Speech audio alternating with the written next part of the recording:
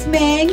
She sits on the Appropriations Committee. She was the vice chairman of the Democratic Party. She is our congresswoman in Queens. Woohoo! So Grace, tell us a little bit about your background. So I get asked this question a lot, right? How and why did I get involved in politics? And my background, my story is a little different. I had zero intention of going into politics. I never even took a political science class. It's ironic because my sister was a political science major. But I had zero interest. I did realize at a young age, as a daughter of immigrants, that even though that wasn't like an official political science curriculum, that was one way that I, as a young person, could help my family and help people around me. I was honestly really naive about the process. I did not know much about politics at all. I didn't know much about Queens politics, and decided that I, as a recent law school graduate, could run against the incumbent and do a better job. And the first time I failed, and the second time, 2 years later, I tried again. What are some of the other aspects in empowering women in business? This next week when we go back, we're going to pass legislation on Paycheck Fairness Act, and we're still working out all the amendments. And if you have any ideas, let me know. By today, actually. Today's the deadline. Sorry for the advance notice. First of all, the Fairness Paycheck Act is unbelievable. And I mean, for what this will do for women in the workplace. Can you kind of go into like who proposed this and what are some of the results that are going to happen when this is passed next week? For example, I'm asking for more transparency as to how we are keeping track of how much women get paid, and in certain companies, especially at higher levels of a company. For example, we want to talk about corporate diversity, which is something that we're trying to get included too. So the final version or wording of the bill in true form in Congress is not completely set yet. And so we'll pass it on this side. But as you know, women make 78 cents compared to every dollar that men make. It's an even lower percentage for women of color. And so this is an issue that's incredibly important. When women earn a paycheck, it is often reported that they tend to spend more on products and services that benefit their family and the community. So it infuses more money back into the community when you pay a woman more. And so this is something that is helpful for our economy as a whole.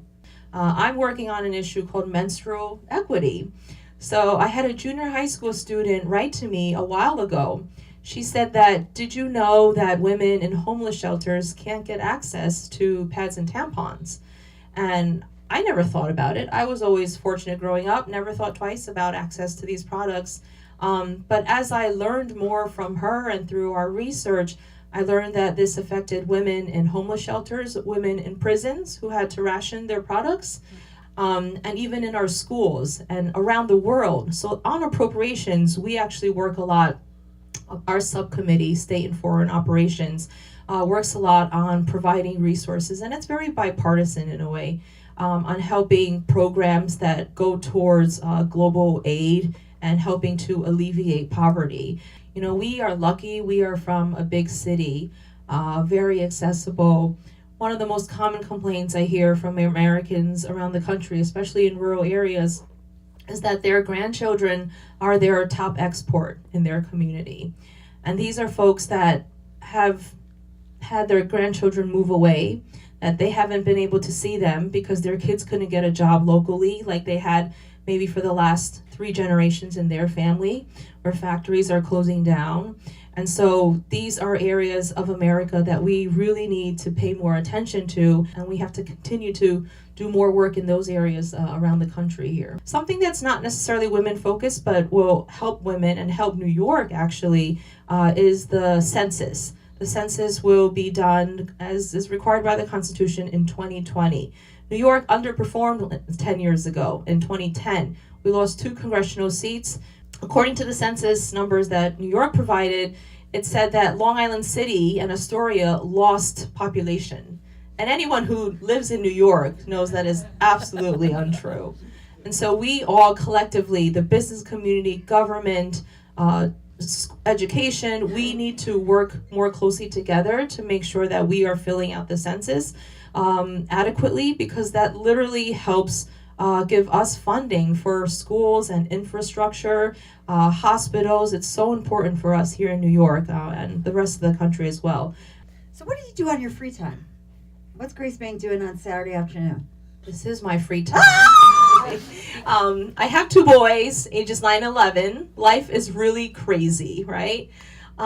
So I don't really have a lot of free time because anytime I'm not working or at an event, I run home to spend time with my kids and my dog, my Bounce, and my husband too. He's my 3rd kid. Okay. Everybody, let's give a hand. Woohoo! If I was in Queens, I would vote for you. Thank you. 100%.